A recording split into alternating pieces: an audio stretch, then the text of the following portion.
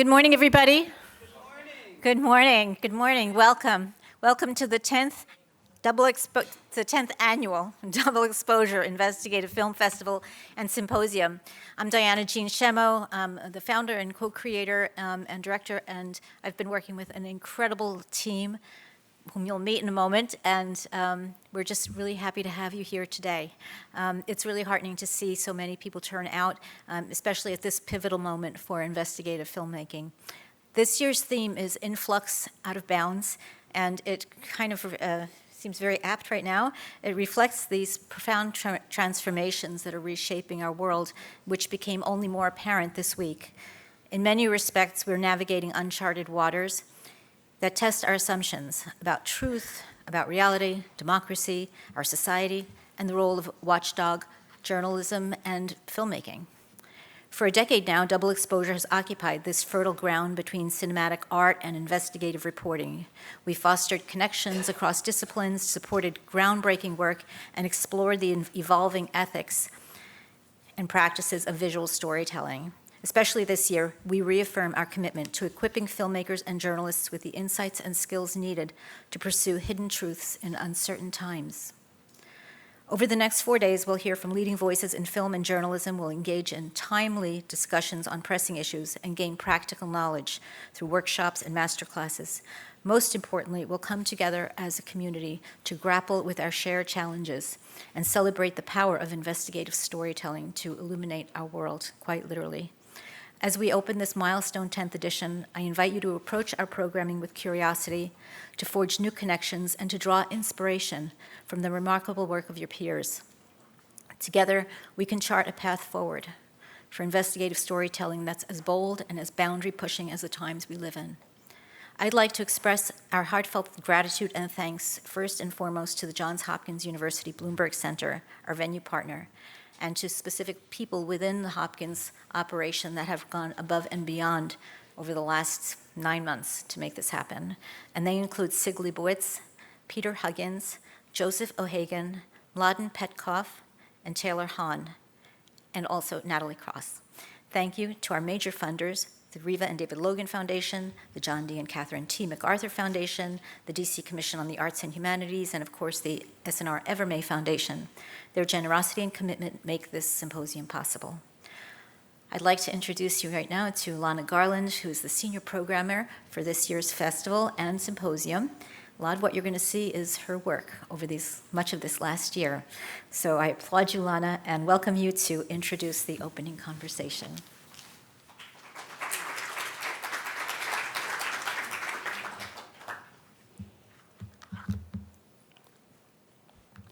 The morning after.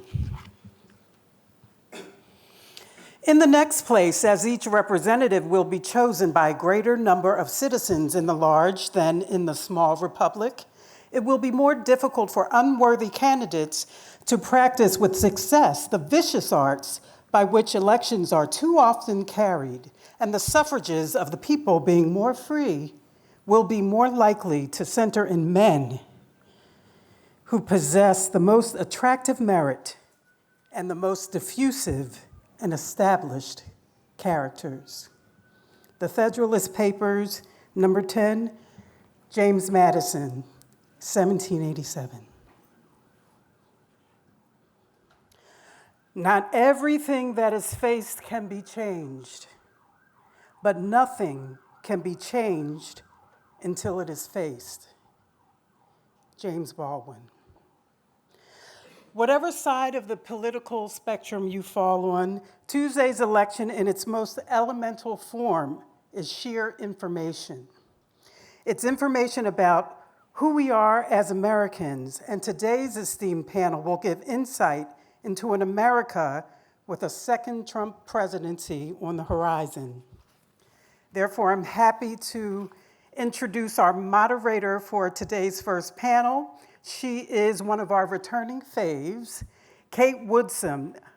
Kate Woodsome, a Pulitzer Prize-winning journalist who studies the relationship between mental health and democracy.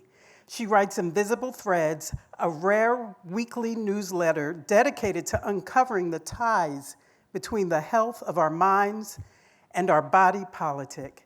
Kate Woodsome.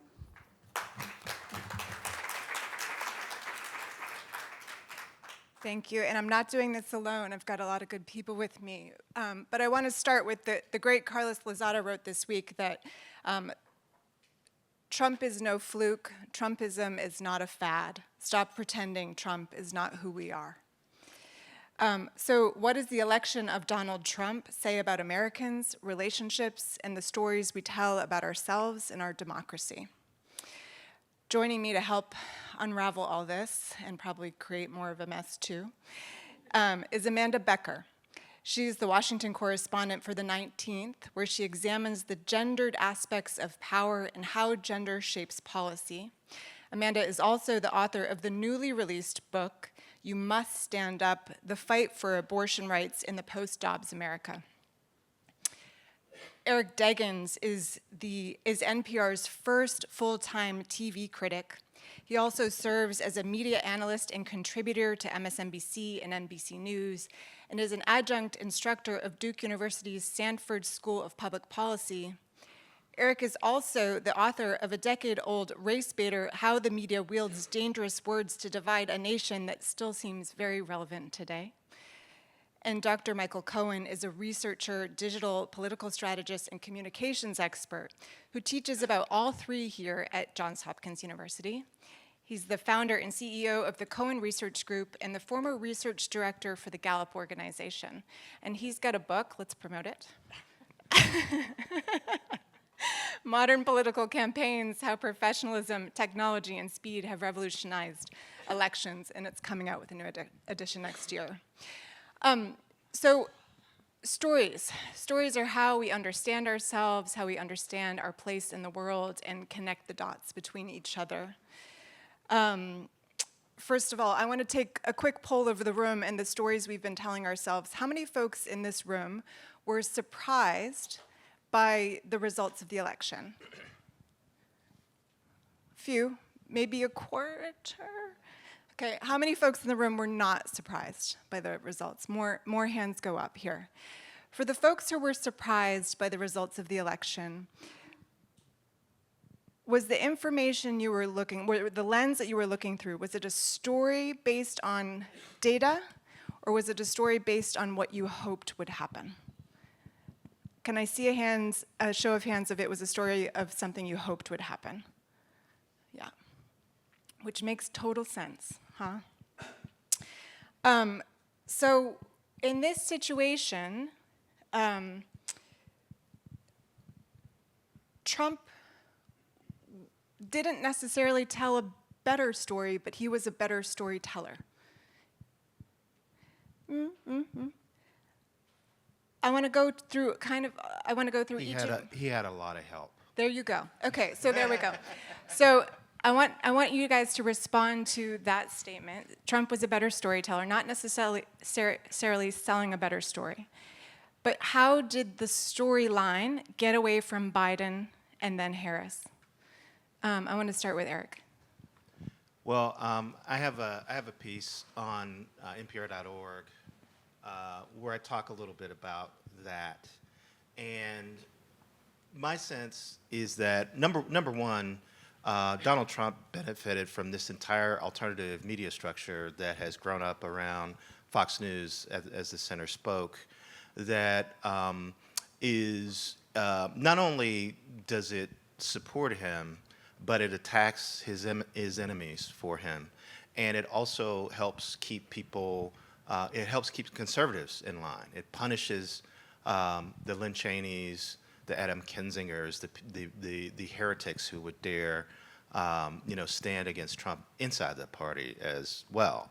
So you get this whole alternative media structure. You've got podcasts, you've got radio shows, you've got newspapers, you've got websites, and you've got Fox News constantly supporting Trump in a way that liberal-oriented media does not do for Democrats, because I think consumers of liberal-oriented media are very sensitive about propagandizing, and they would reject it if they felt like that was part of the media diet, like at MSNBC or Democracy Now! Or something like that. So you're not going to get the kind of knee-jerk fealty that you'll see in right-wing media. So that's part of it. Trump is telling people things they want to hear. Harris was trying to deal with having to tell people things that they didn't necessarily want to hear. She had to introduce herself to voters in a very short period of time and try to distinguish herself from Biden, which was also difficult. All that stuff was difficult. And then mainstream media still struggles to cover Trump's excesses. And it still struggles to cover Trump in a way that seems fair and independent, even though Trump himself threatens their existence. And I think that's also really a difficult needle to thread. And Trump wins when the discussion is about him. And one of the things that really sort of surprised me was that when Harris first announced that she was stepping up, for a minute the narrative was not about Trump. And you could see, number one, he was sort of panicking. And number two, we had a couple of weeks where it was about her, and it was about who was she going to choose as a running mate, and is this okay for her to even be doing this, and what about Biden? And everything was about them, and it was not about Trump. And then within 2 or 3 weeks, it was back to, Trump's a fascist, Trump is this, Trump is that. Even when she was talking about him, and he has created this situation, again, with the help of this gigantic media structure, where even when the discussion about him is negative, it helps him. And so here we are. I can see Michael shifting in his seat, so I'm going to jump to you before going to Amanda. He's going to tell me why I was wrong. Yeah. Whereas I was going to say why you were right. This is civil discourse. But in a nice way. We just met. I appreciate that. That'll be a welcome change from what we saw. Okay. Some bona fides, first of all. Number one, I've worked in Republican politics, and I've also had mentors on both sides of the aisle. Starting out at the Gallup poll, it was a bipartisan organization, and that's why I'm wearing a purple tie. I think I understand the perspective. I get it. I really do. And there has been an explosion of alternative media on the right.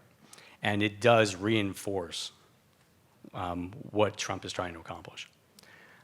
But it's a little bit more complicated than that. What's going on right now is that in America, people are talking to themselves and they're not talking to each other. Okay? Just as they're on the right, there is plenty of media that are talking to themselves. There's a lot on the left as well. And they're talking to themselves as well. And so the mainstream media is having a hard time navigating between the two. But you do have these pockets, and I would say to you that MSNBC is definitely left. Fox is definitely right. And the people on the right don't love CNN, even though CNN is probably as close to the middle as we have. But beyond those three, and beyond, if you're looking at the broader media, there are plenty of progressives who are angry with the New York Times as conservatives. So the mainstream media that we grew up with, or at least I did, because I'm a man of a certain age, is really being attacked by both sides. And so what you're looking at as far as the stories that we're ingesting is really the stories that we're telling ourselves. So we're going to get into this discussion a little bit about democracy. Democracy was actually one of those things that popped in the post-election polls. And you would think, if you're on the left, well, democracy is obvious. This guy's a fascist, he's X, Y, and Z. But if you're on the right, and you listen to Joe Rogan and his conversation with Elon Musk said, this might be the last election we have if Trump is elected. These are the stories that we're telling ourselves instead of the stories that were being analyzed by a third party that we all respect. And so when you look at this campaign, I want to I think interject. you need That's a you story feel- that Elon Musk was telling. But it's also a story that they believe. Okay, there's a significant group of people in America who are conservative who believe that democracy is being taken away from me. And Elon Musk is just one of those people who's amplifying it. But one thing I will say, though, is that MSNBC, because of its association with NBC News, cannot distort facts the way Fox News does. It is not the same. MSNBC is not going to go on the air and say Trump did not win this election, like Fox did for years to back Trump. And they paid for it. Amanda, let's pull it back from big media and let's go to the stories that you were hearing in the field reporting this. You cover gender, abortion, and Democrats for a long time thought that the Supreme Court's overturning of Roe versus Wade with the Dobbs decision would be a galvanizing issue for many Americans, and it was. But how did that storyline begin to shift over the course of the campaign? What did you see happen? So I've been saying for months that there was no way to know going into this election what impact abortion would have on candidate races, because you had all of the ballot initiatives in some of these states. And the general thought among Democrats was these ballot measures will drive up turnout for people who care about abortion, and then they're going to elect Democrats. And they thought this was going to open areas of the country to them that weren't previously, open to them or were so competitive there was no way to know.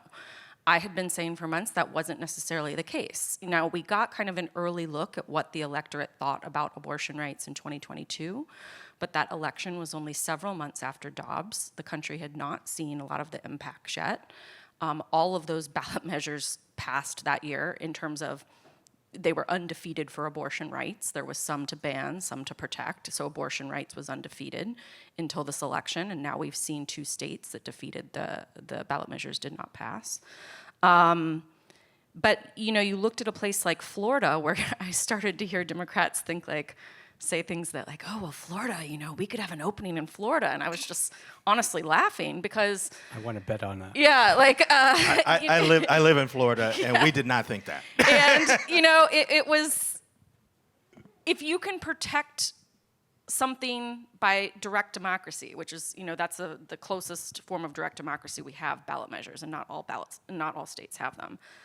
That frees you up, right? So if you disagree with your party on the issue of abortion, which is very common, the electorate is actually not split on abortion. It's only the parties that are and the elected officials that are split on abortion.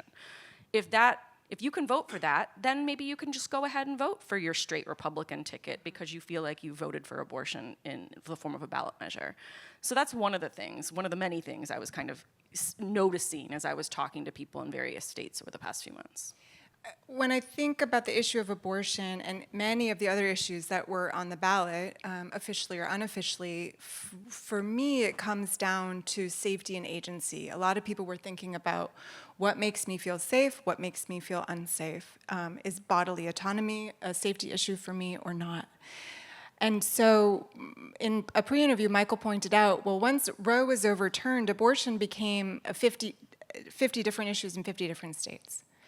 And so all of a sudden, this safety issue that united a lot of people became somebody else's issue, which left room for people to be scared or concerned about other things. Michael, do you want to weigh in on that? Sure. Do it. Okay.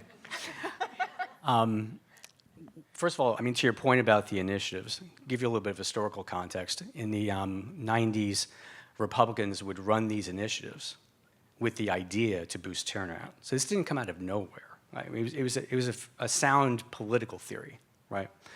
The difference is like you said, and like we were talking about yesterday, there are 50 laws. And the idea also is, let's say I'm in New York. I'm not really concerned that abortion is not going to be legal, safe, and free, right? If I'm in Texas, well, okay, maybe I am. But if I live in Texas, am I pro-choice or am I pro-life? Okay? So you're looking at 50 different types of elections trying to juice turnout for people who may not even agree with you. Okay? Now in Florida, that was a special case. It actually got majority support, but it didn't get 60%. It's still at about 57. It was 57, right. So it just missed, right? Now, if you're looking at things like we were talking about yesterday about gay marriage. Gay marriage was a decades-long walk to go and change that and it started in states. And so if I'm starting at a baseline of 57, I'm feeling actually pretty confident. I come out of that election, if I'm running that initiative, feeling pretty good that, yeah, in an off-year election where Trump is not on the ballot, and also Trump probably has 2 years of crazy, right? That in 2 years, my people are going to come out. And so the strategy problem there was not getting it on the ballot. It was smart. But that was good to get a baseline for the campaign that is to come. So my suspicion is that, and if they're doing this right, and there's smart people in Florida, because I used to work in campaigns in Florida, and I'm feeling pretty good about that. Although I've heard from the groups running these campaigns that they're worried once one fails about getting the money to float another one, especially in a state that has expensive media markets, et cetera. 57% is good. I mean, yeah. It's a good yes. baseline. No, I think the real concern in Florida, not to go down this rabbit hole, but I think the real concern is that DeSantis will use official measures to make it even harder to mount the campaign. And he tried it this time as well. Yeah, he tried this time, and you know, with the seeming mandate that Trump has gotten, it may sort of free him up. And his success in Florida too. You know, I think people were wondering if he would be weakened in his failed candidacy against Trump, and he doesn't seem to have been. So the two big issues that began the election, which were bodily autonomy, the right to abortion, and democracy, for example, suddenly abortion became a 50-state issue, not a singular galvanizing issue. And democracy, as you mentioned, Michael, is apparently being torn down by the Democrats as much as the Republicans. I object to that vehemently. But depending on the stories you're listening to and the stories that you're telling, that suddenly becomes a concern. And so the other fears, the fear-mongering, the race baiting, a lot happened, right? So let's just talk about, if people are voting on emotion and people are voting because they want to feel safe, what was the effective storyline? You want me to take Go this ahead, one? yeah. So another thing you and I were talking about in the pre-interview yesterday was which ad was the most powerful at the end of the election? Does anyone have an idea? Yes. Who was that? Who said that? Okay. Come to class on Tuesday so I can feed you pizza. Thank you. Yeah. Do I feed my students pizza? Yeah. Thank you. Okay. All right. Oh my God, he stocked the room. Yeah. He planted people here. I'm now showing up for Free pizza. This is classic strategy. It's good pizza. We actually took a poll. That ad, I was in 3 different spots over the past 3 weekends. Let's describe the ad. Yeah. So I was in, just to give you a sense of where I was in the Finger Lakes in New York to visit my daughter. I was in Blacksburg to go visit my son, and then we went to a bat mitzvah in Miami. I saw the ad 3 different places. The ad is, at the beginning, if you haven't seen it, it's brutal. It's just no way to say it. And I have friends who have kids who are going through transition and stuff like that, so you know, I understand this in a very deep way. The first part of the ad is about 2 guys who are black talking on a podcast. And they're talking about how they're going to give free sex changes or transition surgery for free in prison. And both of the guys are talking about, and can you believe that? Can you believe that? Okay. Then it takes another turn. And this is where we get into safety. Okay. Because that is just somebody who's in prison, and you may or may not think that that's a good idea. There's a clip of Kamala Harris saying that that's a good idea. It then switches to the thing that I think really mattered for that ad, and why you saw things like Loudoun County, where I live, with kids who play soccer and do travel everything, right? It switches to an obvious, very big guy who's going through transition with young girls, and they're playing a sport together. And the ad goes, the tagline is the most brutal of the whole thing. She is for they, them. Donald Trump is for you. And the ad is basically saying, look, having these guys play your daughter's sports clearly puts them at risk. If you look at that ad and you have a kid in travel soccer and you're going, oh my God, how is my kid going to compete against that kid? And you may shake your head and you may say, well, this is not a big deal. in certain areas of the country, the most important thing, well, is sports for kids. Okay, it's their activities. You spend most of your days as a parent shuttling kids all over the place to your stuff.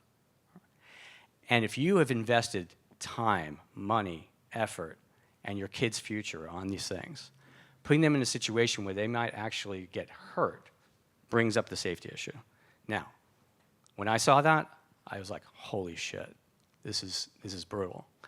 Both campaigns believe that ad changed the election. But being a data person, Michael, when you look at the polling of even when, so they spent, what was it, $150 million on anti-trans ads in the last few weeks of the election? It's something astronomical like that. If you look at the polling, though, that's never shown up as a motivating factor for voters, especially among women, because that's what I look at. And like the whole thing was that was supposed to scare suburban moms and tap into that, but I just have never seen that reflected even in the exit polls coming out of the election. I saw it in the polling. Okay, like maybe you know more details than I do. I saw it in private polling, and I also talked with consultants on both sides. They believe it, okay?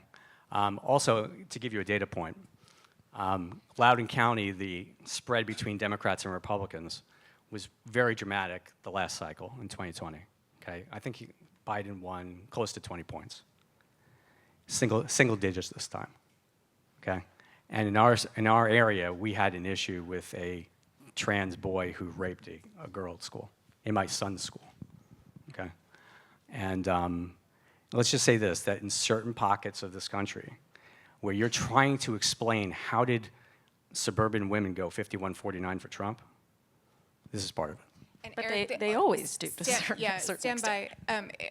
I do want to point out, though, this is an old tactic of scapegoating.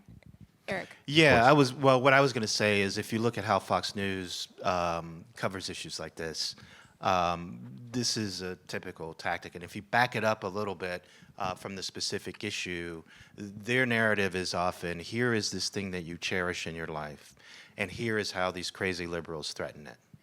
And it can, it can play out. You can use that template in a lot of different ways, and the trans issue has been one that they've used, contemporaneously.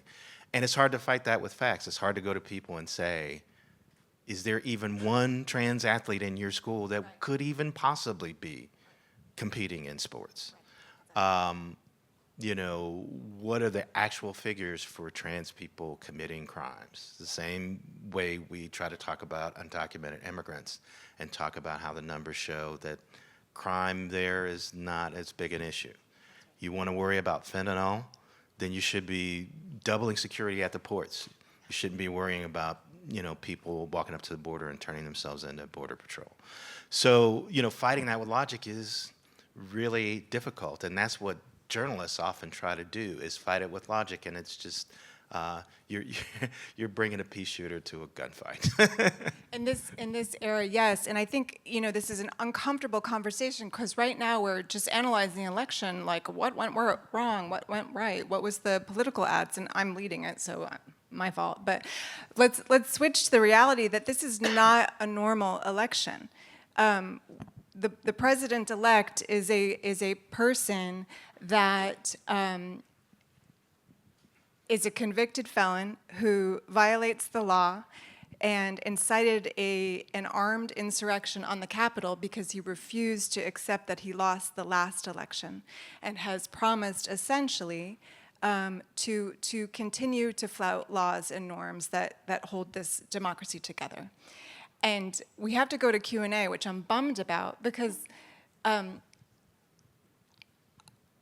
we are in a different era of accountability because we have lost a collective narrative and a collective truth. The media landscape is so fractured that people can turn to whatever source it is that validates their reality. And so a room full of storytellers or people who are interested in stories, I want to hear your questions to us about what we think are the next moves of how to begin to shore this up, and can we? Do we have questions here? Yeah. Yeah, I want to say something about fear to say something about. And also, I would love people to come with questions and not comments. So make sure you've got a direct question. I do have a question about something that wasn't talked about, two things that weren't talked about. And I think that's part of our underlying problem. When you talk about what are people really afraid of, yeah, as you said, we don't even have a trans person in our high school. But I think it's a stand-in for the fundamental contradiction in our society, which is slavery, Jim Crow, and the whole racial divide. America has never dealt with it. And now we just can't even talk about it in the schools. Oh my God. I mean, look at what Germany did in relationship to the Holocaust. So I think that's something that we have to take a hard look at. There's a part of this trans fear that I think is a stand-in for the real fear, which is race. The other thing that doesn't get talked about. What is your question? My question is, why aren't we talking about that and the other thing, which is the wealth disparity? Yeah, a lot of those people who voted are not poor and not struggling, but they're afraid that somebody's going to take some of theirs That's right. and give it to people who don't have it. So that never comes up, and I'm curious why nobody puts it in those larger two issues. And here's where I'm going to be a speaker, not just a moderator. I am from Maine, and I spent time reporting in rural Maine this summer, and I talked to a lot of people that essentially said, why should I care about democracy if I can't pay for my groceries? And so the wealth disparity is real, and democracy is not tangible to people if they can't heat their house in the winter. So that's one thing. And the other thing, to your point, political polarization is a symptom of collective trauma. Trauma rips away your sense of control. It rips away your sense of safety. And it makes you look at threats everywhere, and it distorts the way you see the world. We are a country founded on mass trauma, right? And to your point, we have never fully dealt with it. And so we are perpetuating cycles, and we have leaders who are playing on the trauma and making us feel that the only way to be safe is to hunker down with people just like us against the threats that they're posing. So for me, the way out is starting to find safety within myself so that I can build my capacity to start to be uncomfortable enough to engage with people who are different than me. Other questions, and if not, we can, the gentleman in the back. Thanks for letting me jump in.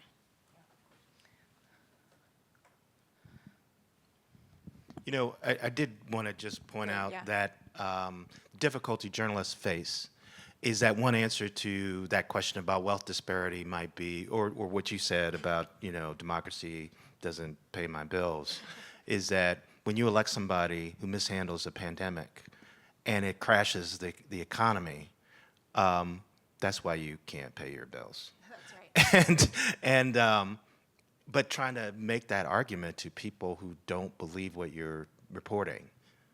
As recently as last week, I talked to voters who credited all the stimulus to Trump and not Biden.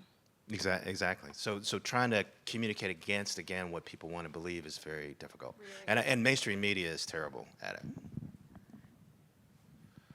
On the issue of telling stories when voters or the audience's perceptions don't align with data that's very clear on an issue, whether it's trans issues or migrant crime or things like that, and telling stories where people's perspectives are informed by them feeling unsafe and not by an objective look at a set of facts. Do y'all have any advice or insight into approaching those moments in storytelling in a way that's persuasive as opposed to hunkering down on the data, which we know is correct, but that may not actually persuade folks who have differing views than ourselves? Sure. I so want to hear what you say. I know. I want to take notes. Okay. I'm recording. Okay. I teach this in class. That may have been one of the ones you missed because you came on late. Okay. One of the primary things I teach in my class for digital political strategy is that people are emotional beings. Okay. I'm a data guy, okay? I've worked for the Gallup poll, I've worked in polling for my entire career. One of the biggest leaps I had to take in my career was to understand that people are story-driven, not data-driven, okay? And so the reason why that ad that I referenced earlier was compelling is because it told a story, it made you feel unsafe, and it gave you a solution. Exactly. Okay?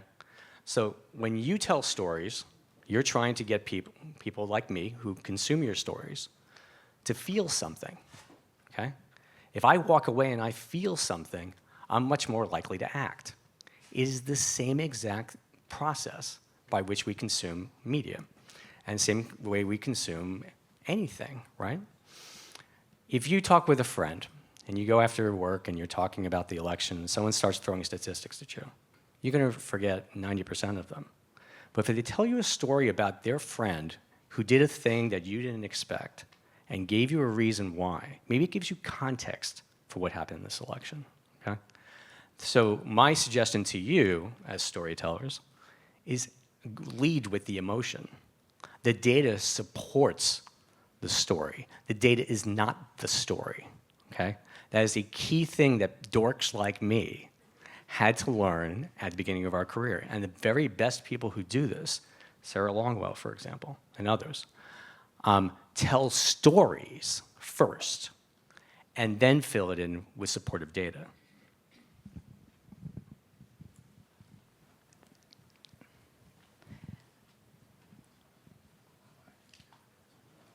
Thank you. When we ask questions in polling, are we asking the right questions?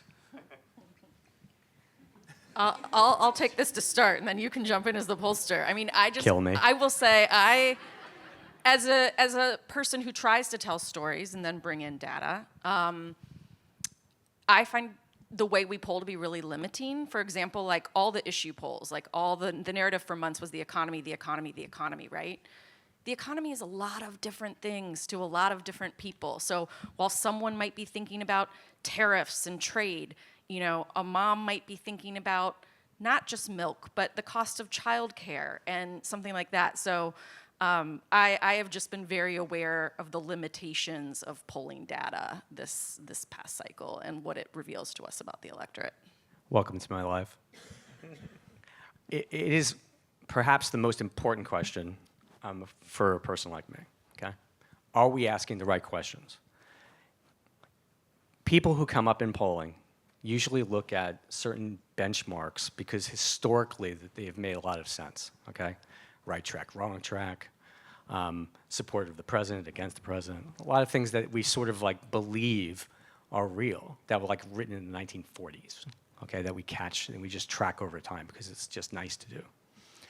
The most important question that we don't ask, and that we should ask more, and that I try to do in my poll when my clients allow me, is the question of why.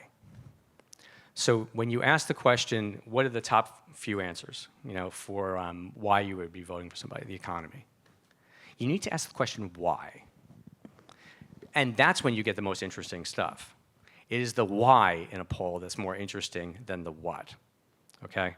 And so if you are looking at polling data, as we all do, and we're trying to understand what happened in the election, the question of why is much more compelling to me, okay? And you can't get that in a poll where we give you closed-ended questions. We need to open it up. And so if you don't do it in the poll, you need to follow up with qualitative research, which is like a focus group or something like that, okay? And you find out a lot more about what is really driving it.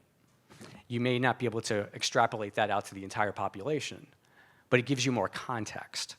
And to me, at this point, I'm less interested in who voted and where than I am in why.